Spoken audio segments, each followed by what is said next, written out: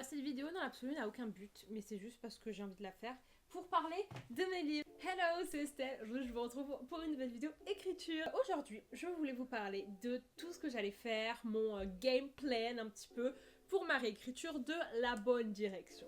De septembre à novembre 2020, j'ai écrit donc mon 15e roman, La Bonne Direction, et c'est un énorme premier jet puisqu'il fait 145 000 mots. Je l'avais laissé dormir de novembre à mars, donc une bonne pause où je n'y ai pas touché du tout, rien, n'importe quoi. Est-ce que je l'ai relu de temps en temps? Oui. Début mars, j'ai commencé la correction grammaticale orthographique pure et dure. Ça compte peut-être ok comme une première réécriture parce que je l'ai rendu lisible. Mes premiers jets sont illisibles parce qu'en fait je tape vite et du coup je me trompe de lettres. Des fois c'est en majuscule. Je suis à la moitié déjà de cette correction orthographique pure et dure, donc je n'ai rien touché à l'intrigue, au personnage, à l'histoire, au chapitre, rien du tout. Le but c'est d'avoir un premier jet propre, lisible, pour ensuite pouvoir travailler dessus. Et donc ça c'est la réécriture les amis. La réécriture ce n'est pas la correction. Correction c'est orthographie, grammaire, tout ce que vous voulez, ponctuation. Réécriture c'est on change le fond. La réécriture, très longtemps, je ne l'ai pas faite. C'est-à-dire que je faisais une correction et après je passais à un autre projet. J'ai fait ça pendant 5 ans de ma vie, ce qui fait que je me suis retrouvée l'année dernière avec 14 livres qui n'étaient pas réécrits. Et là j'ai eu un énorme moment de doute parce que je me suis dit, mais en fait j'ai aucun livre à présenter à personne. J'ai dû reprendre toutes les réécritures de tous mes livres que je n'avais jamais faites. C'est fini de faire ça. C'est fini de mettre 4 ans à faire des réécritures. Je veux à partir de aujourd'hui, à partir de La Bonne Direction, tout enchaîner. Le premier jet, je fais ma correction et je pars pas. Je reste là et je fais la réécriture. À la suite, j'enchaîne, histoire que quand je passe à un autre projet, et ben j'ai fini de A à Z l'ancien, je l'ai bouclé. Donc, c'est comme je vous l'avais dit, un énorme livre, 145 000 mots. Et j'ai prévu un plan d'attaque. Et je vais vous raconter aujourd'hui ce que je prévois de faire pour rendre ce livre bien. Moi, oui, je le trouve génial.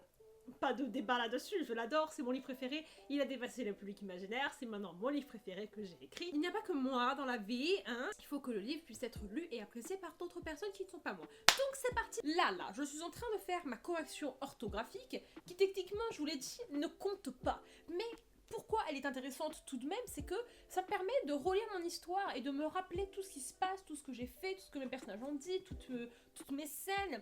Et du coup, cette correction, en fait, en parallèle, j'ai un document Word sur lequel j'écris tous les trucs que je sais qui ne vont pas et qu'il faut que je change. Alors, je l'avais déjà commencé pendant l'écriture du premier jet, donc la liste est déjà bien entamée, mais je vais la continuer. À la fin de ma correction, je prendrai un moment où j'écrirai tous les trucs de A à Z qu'il faut que je change ou que j'ai oublié de mettre. Il y a des choses que je veux rajouter. Aussi, il va falloir qu'on fasse une révision de toute la base. Des fiches personnages, high technology, précises, complète à fond les ballons, parce que j'avais fait des esquisses de fiches personnages, mais moi je sais qu'au premier jet, j'ai du mal à les faire parce que je ne connais pas encore mes personnages et que je préfère apprendre à les connaître pendant l'histoire. Je vais tester les fiches personnages de Lucie Castel et c'est des fiches personnages qu'elle utilise pour sa formation devenir écrivain, donc ça m'intéresse beaucoup. En fait je veux tester plein de choses, donc je vais remplir ça pour mes personnages principaux. J'ai deux clairement personnages principaux qui sont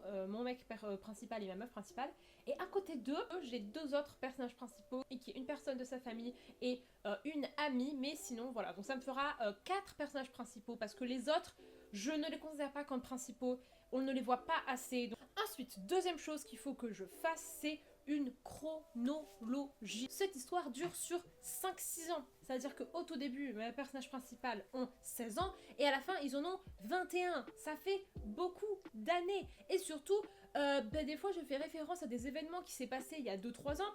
Mais la date précise, est-ce que tu l'as dans ta tête, Estelle? Je sais pas trop, je crois pas. Je vais prendre une page de mon carnet d'écriture et je vais faire de septembre à août. Et je vais faire ça pour année numéro 1, année numéro 2, année numéro 3, année numéro 4, année numéro 5, année numéro 6.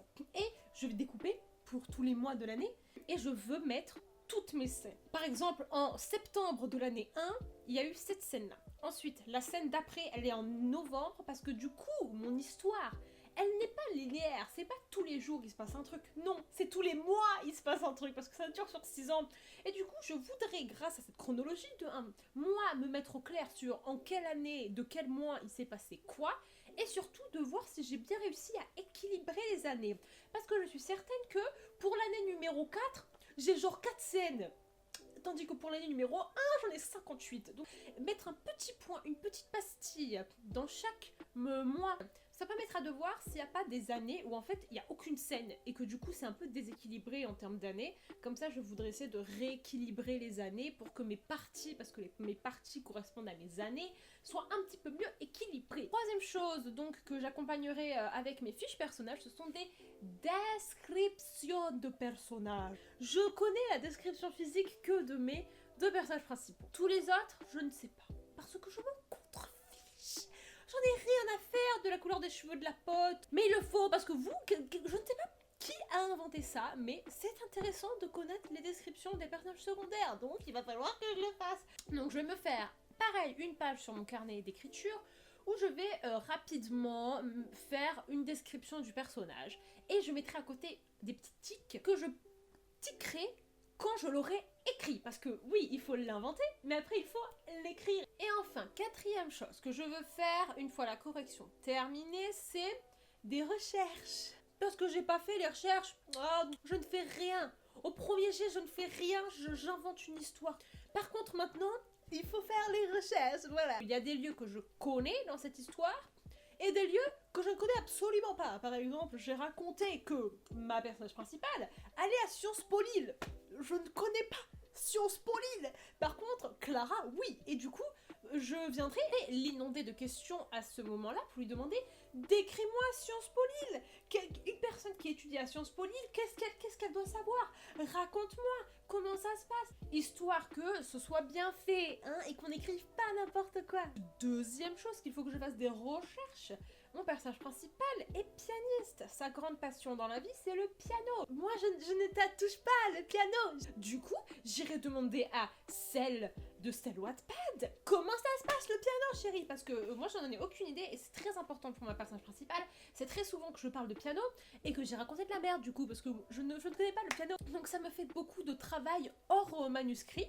Mais ce travail hors manuscrit est primordial puisqu'il me permettra ensuite d'arriver sur mon manuscrit et de pouvoir faire sainement, sereinement les modifications. C'est parti pour la réécriture. Ce coup-ci, on va modifier, on va creuser, on va changer, on va améliorer, on va regarder chaque phrase et on va se poser la question: qu'est-ce qu'on peut faire pour cette phrase? Vous vous rappelez peut-être que pendant ma réécriture de numéro 14, j'avais galéré parce que je ne savais pas quoi changer. Je ne savais pas quoi regarder, je ne savais pas quel était le problème, où le chercher. Maintenant, je suis devenue absolument fascinée par le travail de la ligne, de la phrase.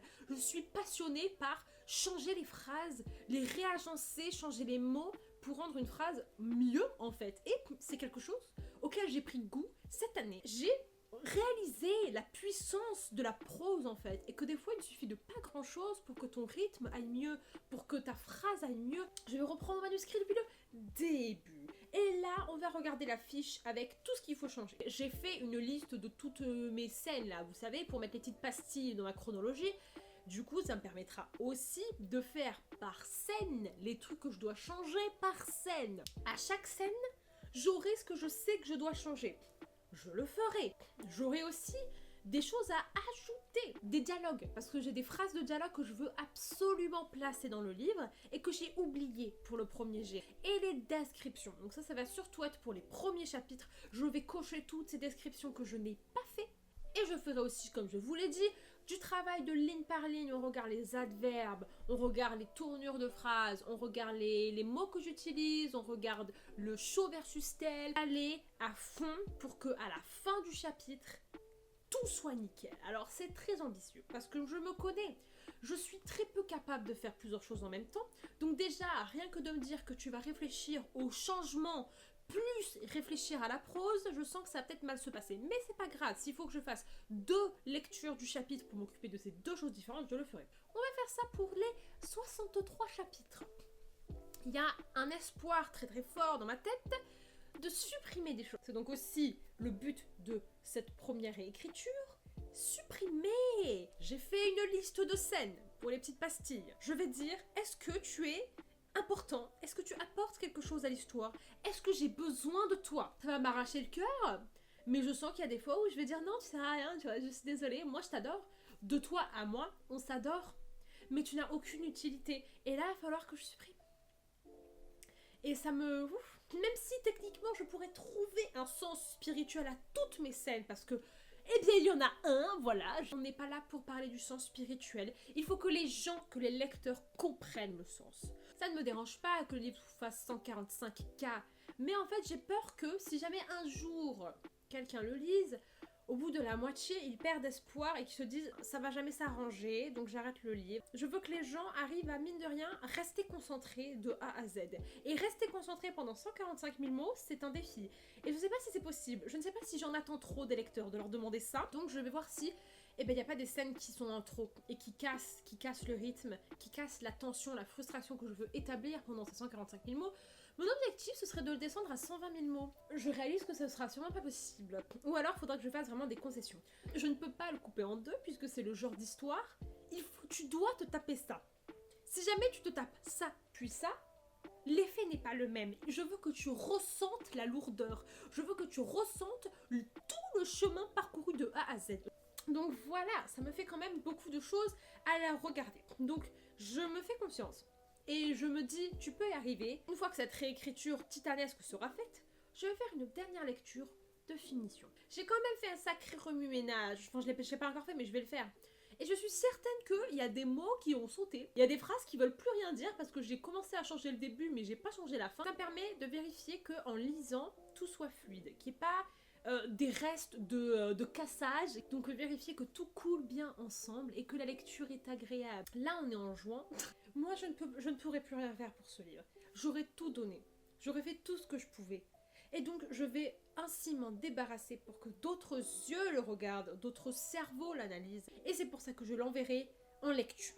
Alors, je dis lecture et pas bêta-lecture parce que je ne sais pas encore où je me place dans le projet de le montrer. Parce que ce livre est tendu. Je ne veux pas que ça tombe dans les mains de n'importe qui. L'histoire est assez spéciale. L'histoire est très tirée par les cheveux. Et du coup, je ne sais pas si d'autres personnes pourraient apprécier cette histoire. Donc du coup, c'est pour ça que je vais dire lecture, pour qu'il y ait d'autres gens qui la lisent. Mais je ne veux pas leur mettre cette pression de...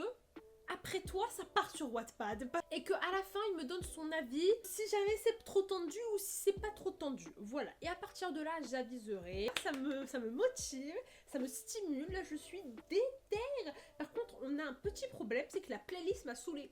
Il me faut soit que je fasse une pause et que j'écoute d'autres trucs et qu'après j'y revienne, soit qu'il y ait d'autres chansons qui viennent s'ajouter à la playlist. Et donc voilà. Je sais pas trop pourquoi j'ai fait cette vidéo. Je voulais notamment moi mettre au clair tout ce que je voulais faire. Ça me permet d'avoir un petit peu la direction dans laquelle je vais. Je voulais vous tenir au courant de ce qui va se passer pour moi. Voilà. Donc si jamais vous vous demandez qu'est-ce qu'elle fait Estelle, à partir d'aujourd'hui, Estelle, elle est à fond dans la bonne direction. Voilà, j'espère que vous avez apprécié cette vidéo. Et je vous dis à la prochaine. Bye bye.